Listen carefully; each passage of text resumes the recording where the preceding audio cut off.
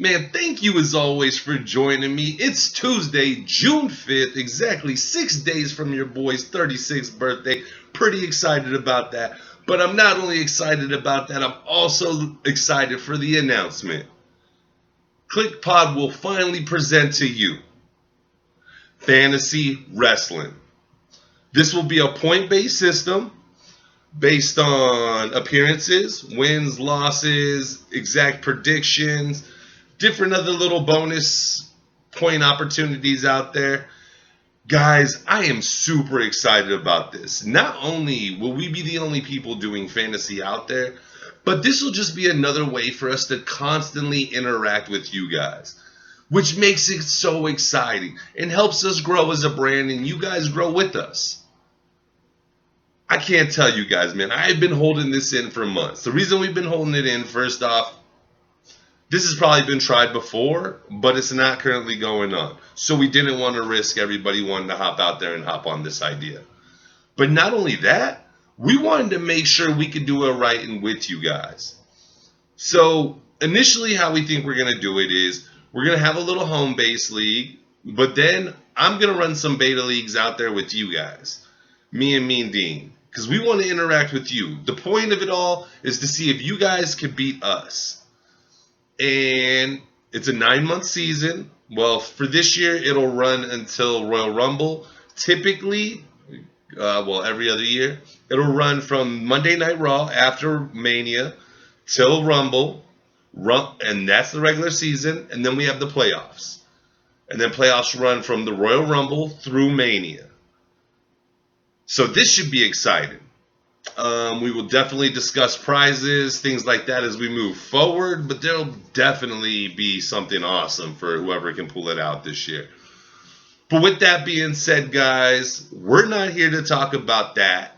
KLIQPOD will be together as a unit to talk more about that in a separate video, but I was just too excited, didn't want to hold it in anymore. Let's get to the intro so that we can actually start what we're here to do.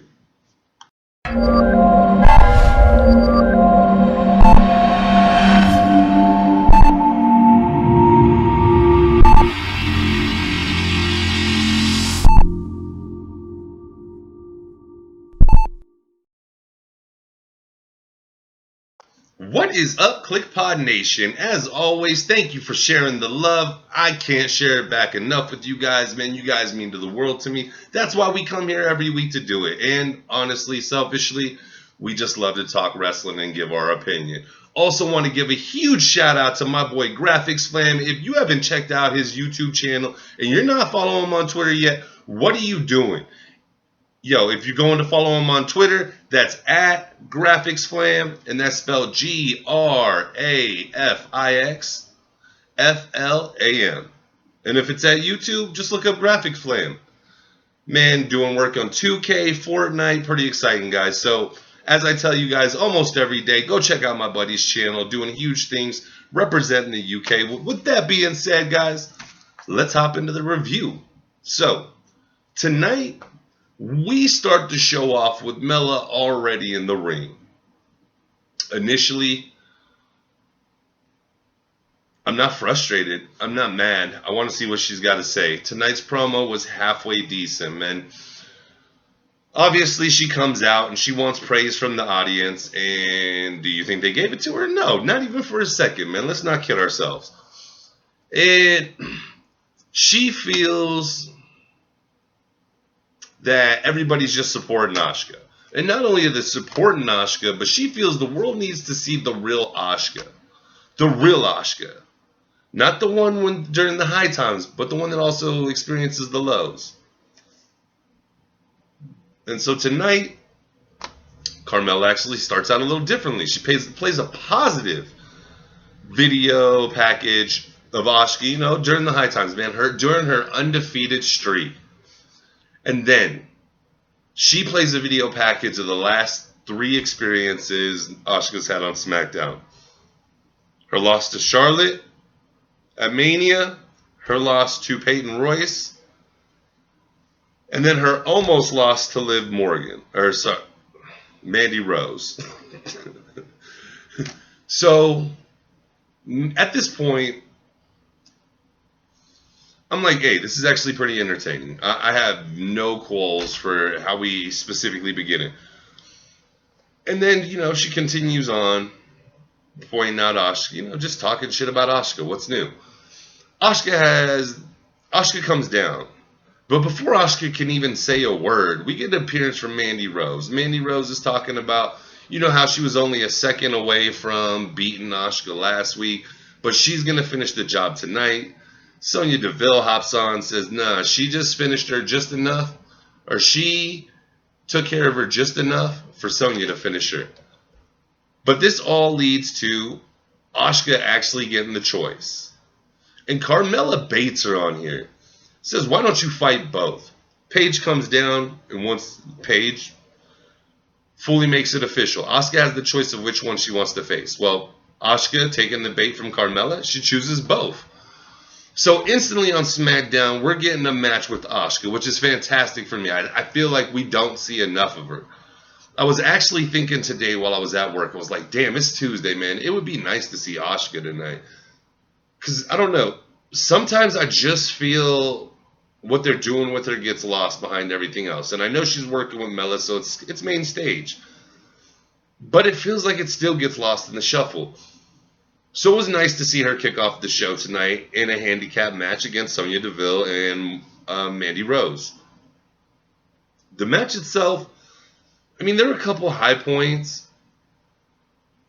Early on in the match, I mean, the numbers game, as we figure, was too much. It was overpowering.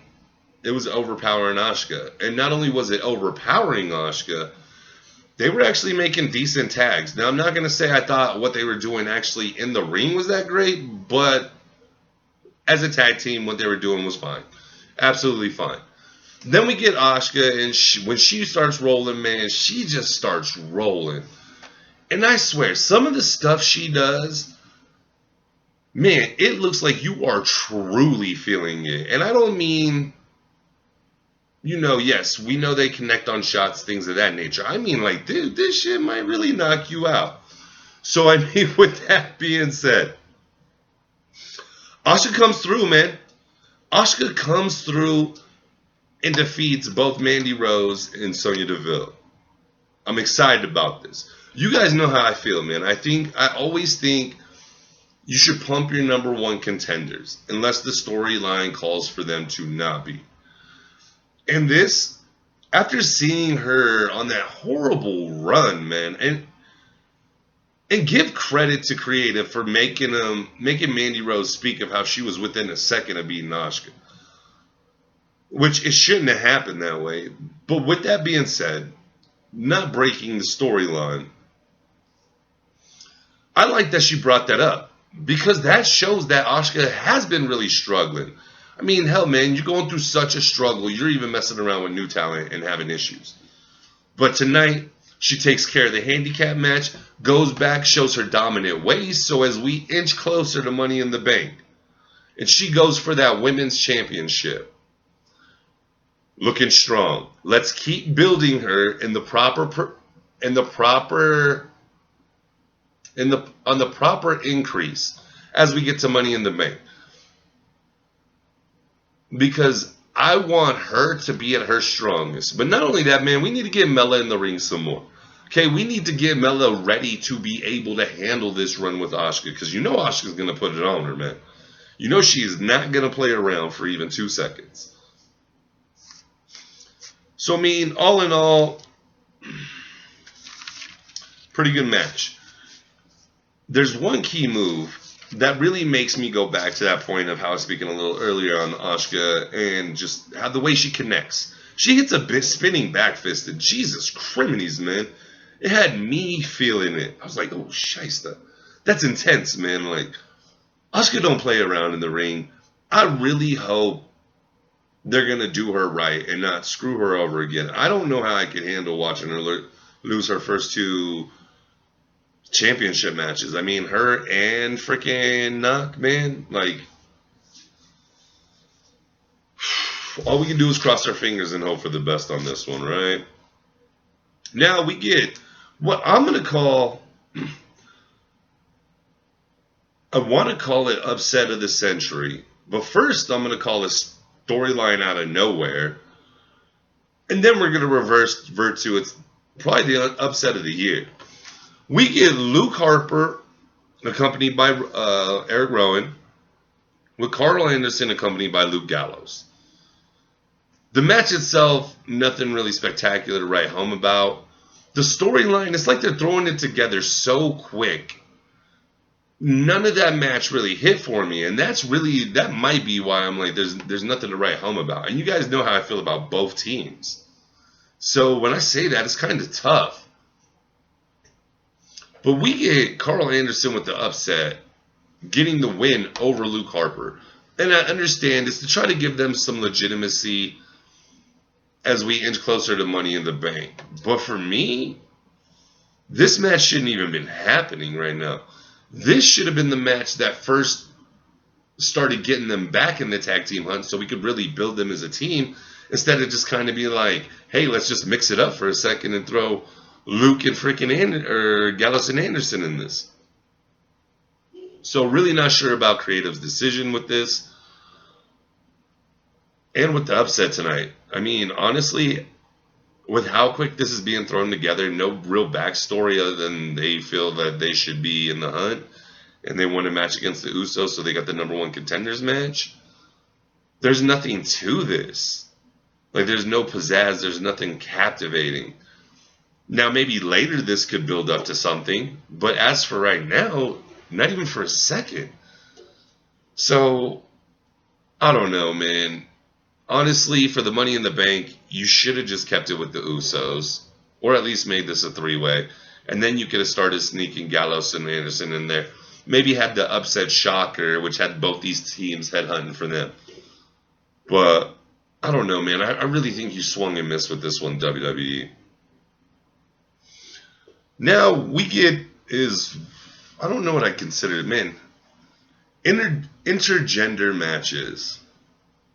I've never known how I felt about them. Some are good. Like when Edge and Sable took on Mark Marrow and Nasty Jackie. Like, that was good. That was really good. I liked seeing Edge do his finisher using Sable. Dude, that was dope. But tonight, and I guess the weirdest part of it is watching husband and wife versus husband and wife. Like, I understand they're married to their spouse and their spouse is in the WWE. But I don't know if I'm really a fan of working with your wife in the factor of... Now, I liked what they were doing with Naomi during the Bludgeoning Brothers thing, where she'd come out to protect Jimmy. That I can live with. It's when you really put it there in my face, I guess, when it messes it up. And I guess to explain this a little more, I don't watch the Bellas. I don't watch reality TV whatsoever.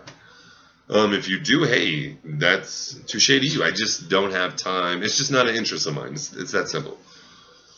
But with that being said, Lana and Rusev I'm fine with. Because I'm so used to her being his mouth, his agent, his manager, that I don't have a problem with what they're doing. I guess it's more of the Jimmy and Naomi theme. Now, I did enjoy when they got in the ring. They did their little dance number together. That's cool. That's kind of cute, man. That just reminds me as if she came out to celebrate. But watching the match, I mean, the match itself was actually pretty decent. Now, I say that lightly. It's better than some of the ones I've seen. That's where we'll put it. I'm not going to really beat it up, throw it in the ground, rub dirt on it, anything like that. I mean, it's definitely better than a lot of the ones I've seen. Because have you seen some of these intergender matches we get? I think Lucha does it the best. But obviously, if you've seen the women wrestle in Lucha compared to what I watch in the WWE, for me, it's just the difference between night and day. Like Valkyrie, holy shice, that woman is amazing. Well, that's her name in Impact. Her name over, and the other one is Tanya the... I can't even think of it right now. It's Johnny Patron. But hey, congrats and shout outs to those two as well, man. Morrison and Valkyrie, man, getting married. Congratulations, guys. But I don't know. This one was just a little different for me. I don't know, kind of threw off the start. It kind of threw off the night for me. But all in all, I mean, it wasn't a bad match. It wasn't horrible.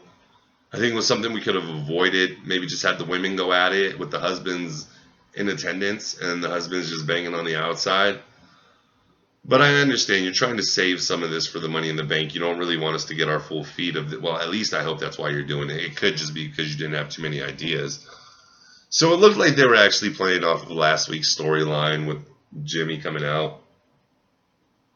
And I guess we're going to just see more of this going forward in the future. Which, I mean, all in all, I guess I really don't have a problem with it. So I don't know why we're really just sitting on this match. And I'm not even really saying anything about this match too much because it's one of those weird things for me. It literally threw me off tonight. Then we get the contract signing between AJ and Nak. AJ goes on to ramble talking about how Nak's not going to be able to do any of his dirty tactics to win. And that's why he needed this match, so he could get away with those tactics to pull it off.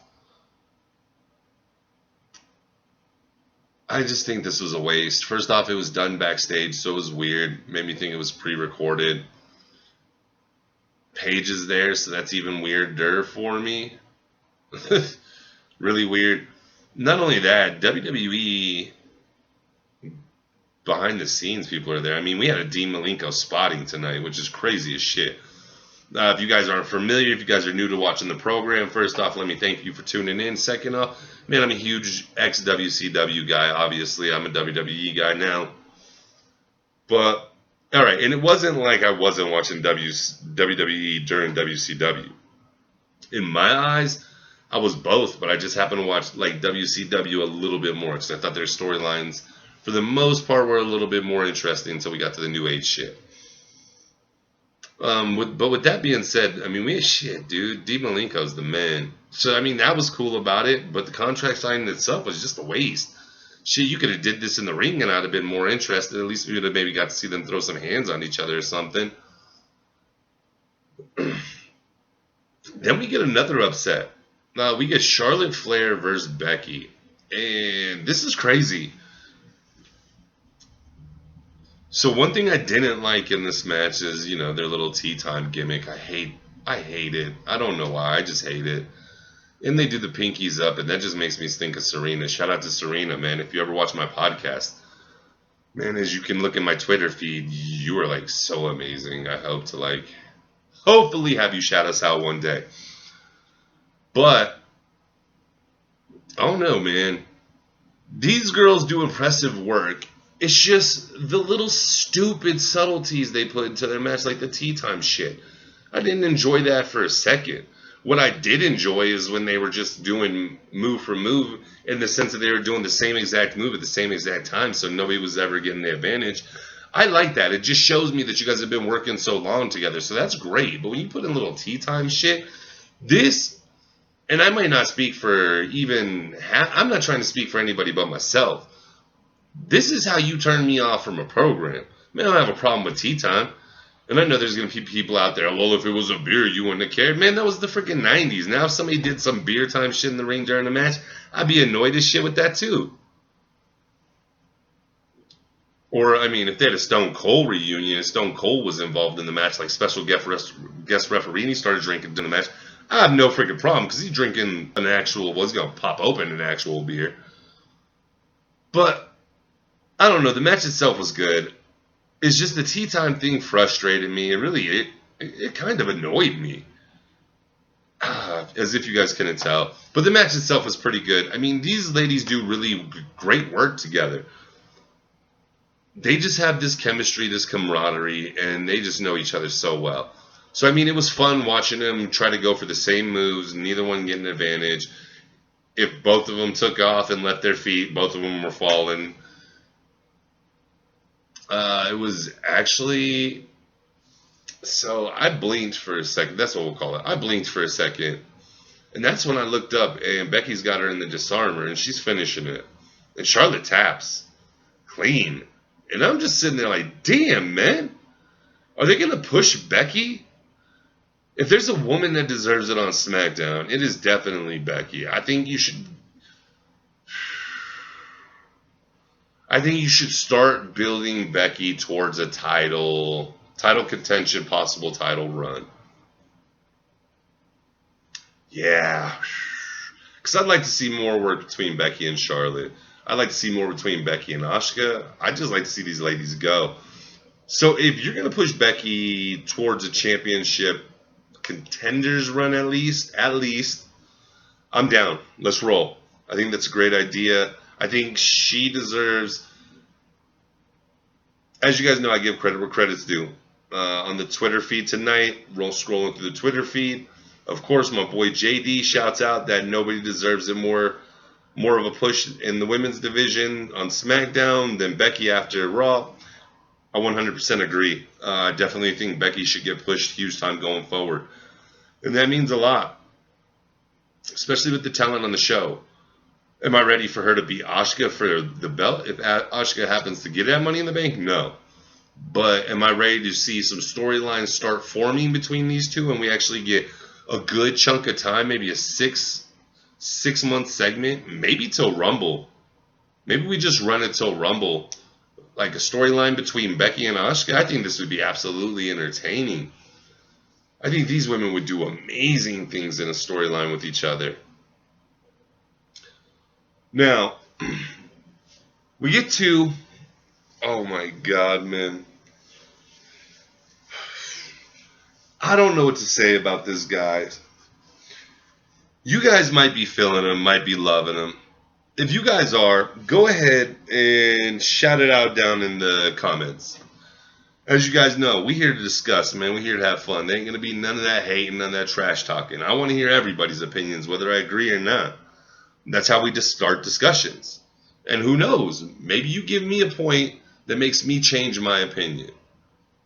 But I cannot handle Big Cass. This dude is the most boring guy on the freaking planet, dude. I don't know. Once again, I think at JD from NY206 said it best tonight. It's like, it's not pretty much to sum it up, that he doesn't know if Big Cass has it in the future, but as far as for right now, Big Cass doesn't have it. And he just doesn't. His promos fall so flat. Like, Baron makes me chuckle. Baron's interesting. I get nothing from Big Cass. To be honest, I never understood why the WWE wanted to separate Enzo and Big Cass. Enzo was the best mouth you could put on Big Cass. You're not going to put Cass with a Heyman. I wouldn't even like that. That would be garbage. That would actually turn me off from a Heyman. But Enzo was the piece. He was the one who spoke on that mic all the time. Remember, all we ever really heard from freaking Big Cass is SWAFT, soft. Like, he's just not a talented guy on the mic. And if you're not a talented guy on the mic, it's hard to just really get anywhere. And I don't know, like I said, I'm pretty sure there's more than a few of you guys out there that actually dig on what Big Cass is doing. I don't understand why, so explain it to me.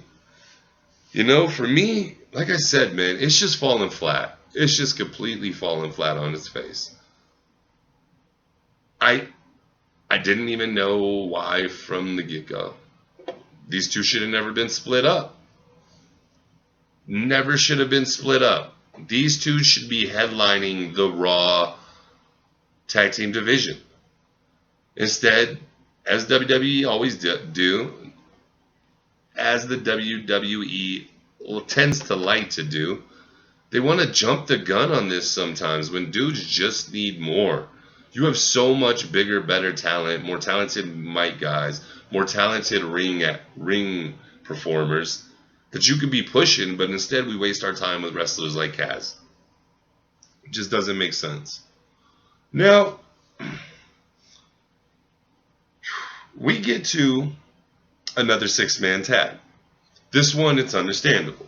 It's the New Day versus Miz, Samoa Joe, and Rusev. Obviously, you guys know I like all 6 wrestlers in this match. Was it the greatest main event I've ever seen? No, but it was a substantial main event. The most entertaining part is the way this wrapped up. So first off, I'm going to recommend you guys go out there and watch this match. It's just the best match of the night. Well, most entertaining.